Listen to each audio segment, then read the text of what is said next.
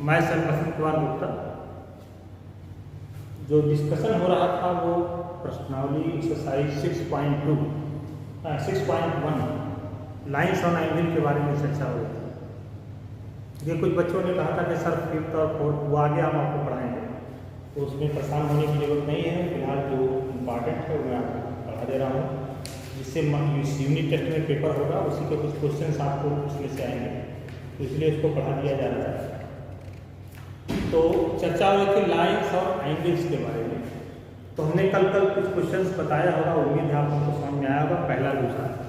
अब question number 3 हम ध्यान से देखते हैं। क्वेश्चन नंबर 3 देखिए दिया क्या है। क्वेश्चन नंबर 3 देखिए,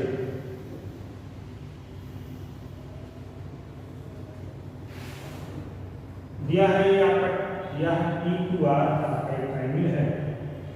इसको प्रोड्यूस किया गया है यस और आर, यस और पी तक प्रोड्यूस किया गया है। और गिवन है कि एंगल PQR बराबर PRQ। क्या दिया है? PQR लिखा है बराबर PQR, बीच में क्यों लिखा है? तो ये एंगल, ये एंगल इस एंगल के क्या है? इक्वल। तो आपको प्रूफ क्या करना है कि एंगल RQS, आपको प्रूफ करना है कि PQS ये एंगल इस एंगल के इक्वल। कैसे करेंगे देखिए ध्यान से। ये दोनों एंगल इक्वल हैं, तो आप इनको x डिग्री मान लीजिए, इसको मान लीजिए x, थोड़ा सा आसान हो जाएगा। अब ध्यान दीजिए कि इन दोनों एंगल का सम देखिए, ये इस लाइन है, इन दोनों एंगल का सम कितना होगा? 180 होगा। तो लिखेंगे since angle PQX plus x equal to कितना हो जाएगा? लीनियर क्या लिखेंगे? लीनियर पेयर ऑफ एंगल लिखेंगे। अगर दो एंगल है तो पेयर ऑफ एंगल, पर आपको लीनियर एंगल ही पेयर का ठीक है। एंड आप लिखेंगे इन दोनों एंगल का भी सम आपका कितना हो जाएगा? 180 डिग्री होगा। यानी कौन सा एंगल? PRT, ये एंगल और ये एंगल, इनका सम कितना हो जाएगा? Angle PRT plus AX equal to कितना हो जाएगा? 1। ये भी वही लीनियर एंगल हो जाएगा। इसको इक्वेशन नंबर 1 कह दीजिए, इसको इक्वेशन नंबर 2 कह दीजिए। From equation 1 and 2, equation 1 and 2। अब ध्यान से अगर देखें तो दोनों के left side right hand side equal है, दोनों के राइट हैंड साइड इक्वल है। तो जो कि राइट हैंड साइड इक्वल है तो लेफ्ट भी इक्वल हो जाएगा। तो angle PQS plus angle PRT plus yes equal to किसका हो जाएगा? एंगल PRT प्लस आर समझ में नहीं आया? दोनों के देखिए लेफ्ट इक्वल है तो राइट भी इक्वल हो जाएंगे। अब देखिए x यहाँ भी है, x यहाँ से कट जाएगा, तो ये हो जाएगा angle PQS equal to angle PR।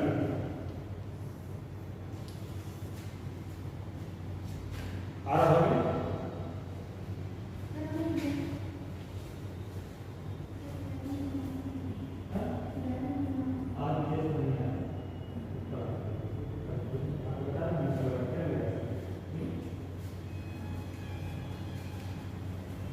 Clear हुआ आप लोग को? आसान है, कोई बहुत कठिन नहीं है। इसको आप और भी तरीका है उससे भी आप लगाने का प्रयास करिएगा, ना आएगा तो हमको बताइएगा। 2 तरीके से आपको लीनियर एंगल पहचानना है, क्योंकि हमको देखिए ये दिया था, ये बताना था। तो ये दोनों एंगल देखा हमने कि 180 है और ये दिया था, ये पूछ रहा था, तो इन दोनों का भी सम 180 है, दोनों को बराबर करके आंसर कर दिया, क्योंकि दोनों अंतर के एंगल इक्वल है। इसी बेस पर अगला क्वेश्चन है, क्वेश्चन नंबर 4 देखिएगा। देखिए चीज ये होता है कि अगर मान लीजिए कि 2 एंगल्स हैं, मान लीजिए एडिशन एंगल है, एडिशन एंगल दिखाई पड़ रहा होगा, ये दोनों एडिशन एंगल हैं। तो अगर एडिशन एंगल का सम 180 हो जाए, यानी sum of two addition angle is 180, then opposite arm is lies on a line. Opposite arm क्या होंगे, एक लाइन पर यानी एक लीनियर। ये जो अपोजिट कॉमन आर्म है, जो इस साइड इसमें भी वही एंगल है, ये कॉमन आर्म है। और बाकी जो दो आर्म है, ये एंगल आर्म है, ये अगर ये मान लीजिए ऐसा हो जाए कि एडिशन एंगल का सम 180 हो जाए, तो दोनों एंगल अपोजिट होंगे, दोनों आर्म जो होंगे वो अपोजिट होंगे। अपोजिट में क्या होगी, एक लाइन होगी। तो किसी को लाइन दिखाने के लिए आप दिखाइए जिस पर जितने भी एंगल्स बन रहे हैं, क्रिएट हो रहे हैं, वो सभी एंगल का सम क्या हो जाएगा, 180 हो जाएगा, तो वो लाइन में हो जाएगा। इसी प्रिंसिपल का उपयोग किया गया है। दूसरा ये होता है कि मान लीजिए ऐसे देखिए, ध्यान से देखिएगा, ये मान लीजिए एंगल 1 2 3 4, इसमें कोई लाइन वाइन नहीं है,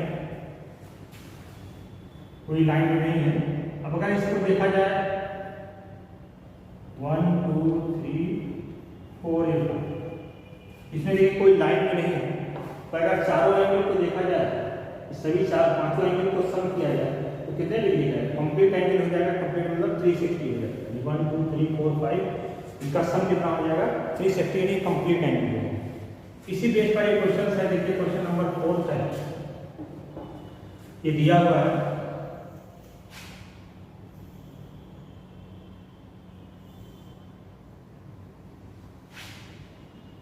ये आपका x है, ये y है, ये आपका z है, ये आपका w है, ये a, ये b, ये c, ये d। अब ध्यान से देखिए फिगर में क्या है कि x plus y equal to w plus z ये गिवन है, ये गिवन है। और आपको प्रूफ क्या करना है कि ए ओ बी, यहाँ को है ए ओ बी एक लाइन में, proof that A O B ये लाइन, ए ओ बी क्या है, लाइन, हमको ए ओ बी को लाइन में लिखना है। तो अगर ये लाइन में है तो आपको ये प्रूफ करना पड़ेगा कि ए ओ बी पर जितने एंगल्स बन रहे हैं उनका सम 180 होगा। तो अगर ये चाहे ऊपर देखिए नीचे रख देंगे, तो आप मैं प्रूफ कर दें कि w प्लस z का मान 180 है, तो ये लाइन में हो जाएगा। या ये प्रूफ कर दें कि x प्लस y का मान 180 है, तब भी हो। यदि आपको ए ओ बी लाइन दिखाना है, अगर ए ओ बी को लाइन दिखाना है, तो इस पर जो भी एंगल बन रहा है, अगर इनका सम 180 हो जाएगा, तो ये क्या हो जाएगा, लाइन। तो कैसे लाइन में प्रूव करेंगे, देखिए कैसे करते हैं। अब ध्यान से देखिए कि सभी कितने एंगल बन रहे हैं, 4 एंगल बन रहे हैं। तो चारों एंगल का अगर सम करेंगे तो कितना हो जाएगा, 360 हो जाएगा। सिंस लिखेंगे x plus y plus z plus डब्ल्यू इक्वल टू कितना होगा, 360। आगे अगर आप लिखना चाहें तो कंप्लीट एंगल लिख सकते हैं, कंप्लीट एंगल। अब देखिए दिया क्या है, x प्लस वाई को क्या लिख सकते हैं, w प्लस जेड, या w प्लस जेड को क्या लिख सकते हैं, x प्लस वाई। तो जहां आप w प्लस देखिए प्लस वाई लिखिए और w प्लस जेड को एक साथ कर लीजिए, w प्लस जेड बराबर 360। तो w प्लस जेड को हमने लिख दिया x प्लस वाई, समझ आ रहा, w प्लस जेड के साथ पे क्या लिखते हैं, x प्लस वाई। x यहाँ भी x यहाँ भी ऐड हो जाएगा, तो 2x plus 2y, y y भी ऐड हो जाएगा, तो क्या हो जाएगा, 360। दो कॉमन निकाल लेंगे तो आपका हो जाएगा x plus y equal to क्या हो जाएगा, 360। ये 2 से कट जाएगा 180, यानी x प्लस वाई की वैल्यू कितनी आ जाएगी, 180। यानी x प्लस वाई की वैल्यू कितनी आ गई, 180। x प्लस वाई की वैल्यू 180 आने का क्या मतलब, बट आप देखेंगे but this is a linear pair of, but this is a linear pair of angle. देखिए x प्लस वाई का सम 180 है, तो ऐसा तभी होगा जब ये लाइन में हो। सो जो हो जाएगा ए ओ बी इज ए, ये प्रूफ करो।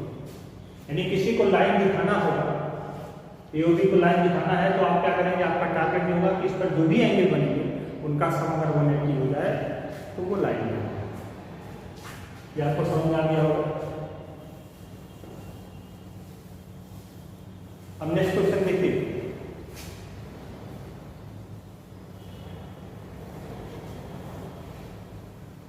ठीक है, क्वेश्चन नंबर 5 देखिए।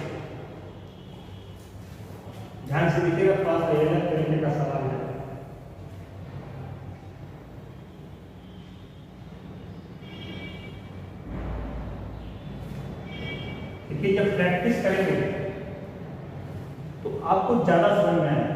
एक बार में नहीं समझ में आता है करना, जो ज्योमेट्री होती है तुरंत नहीं समझ में आती है। एक दो बार आप प्रयास करेंगे तो आपको ज्योमेट्री समझ में आने लगेगी। एक बार समझ में आ गई तो फिर आपको भूलेगा भी नहीं।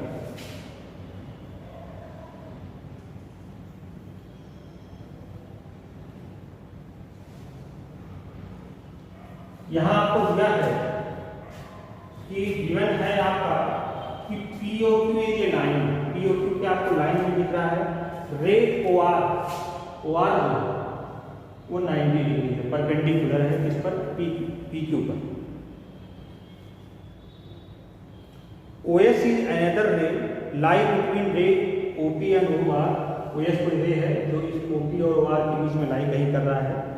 तो आपको प्रूफ करना है, ध्यान दीजिएगा कि प्रूफ यहाँ लिखेंगे थोड़ा सा आसान हो जाएगा। तो प्रूफ आपको करना है कि एंगल ROS इक्वल टू हो जाएगा 1/2 angle QOS minus angle POS। ये आपको प्रूफ करना है। क्यों ROS आपको दिख रहा होगा, ROS कहाँ दिख रहा है, ये एंगल किसके इक्वल है, QOS कहाँ पर है, QOS यानी ये बढ़िया। और दूसरा क्या है, POS कौन सा है, इसके डिफरेंस का आधा हो जाएगा। ये आपको प्रूफ करना है। तो कैसे प्रूफ करते हैं, थोड़ा सा दिमाग लगाइए, थोड़ा सा बहुत ज्यादा नहीं है पर थोड़ा सा आप सोचिए तो अपने आप आ जाएगा। ध्यान से देखिए, एक ही तरीका हम जानते हैं, लाइन लीनियर रहेगी तो लीनियर रहेगी पहचानेंगे। तो आप अगर देखें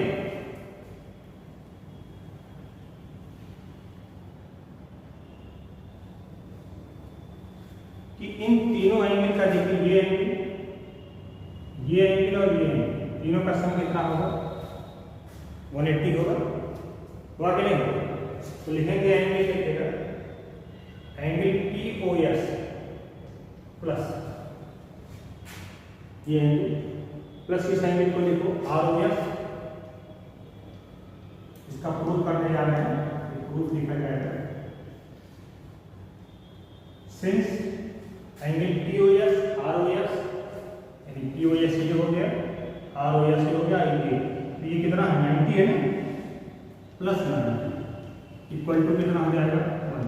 समझ में आ रहा, POS ROS प्लस ये देखिए कितना है 90 है, मतलब परपेंडिकुलर है। 90 को उधर करिएगा तो angle POS plus angle ROS equal to हो जाएगा 180 माइनस 90। तो angle POS plus angle ROS equal to हो जाएगा 9। ये इक्वेशन 1 कर दीजिएगा।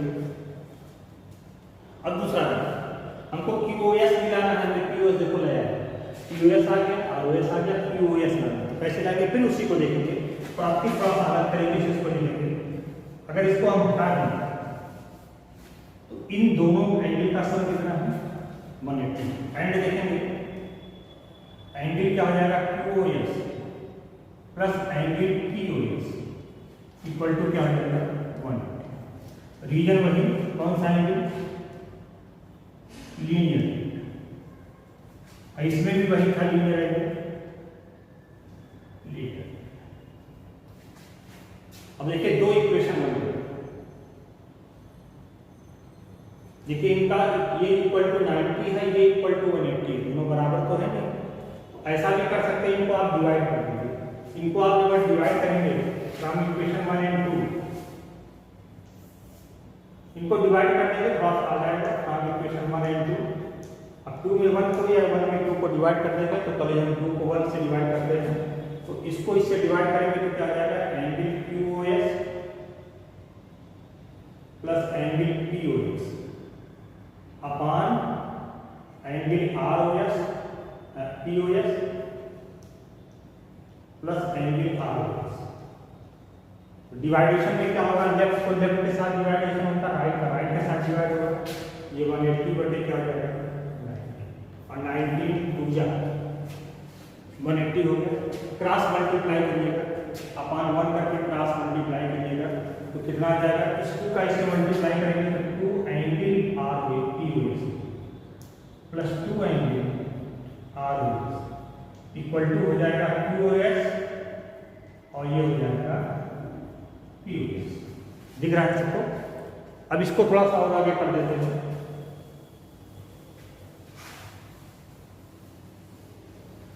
देखिए इसी को फिर से लिखते हैं। तो यहाँ देखिए, अब देखिए QoS यहाँ भी है, यहाँ भी है। इस वाले टर्म को उधर ले जाइए तो हो जाएगा 2 एंगल PROS इक्वल टू हो जाएगा angle QoS plus angle PoS minus, उसको उधर ले जाएंगे तो क्या आ जाएगा -2 एंगल PoS।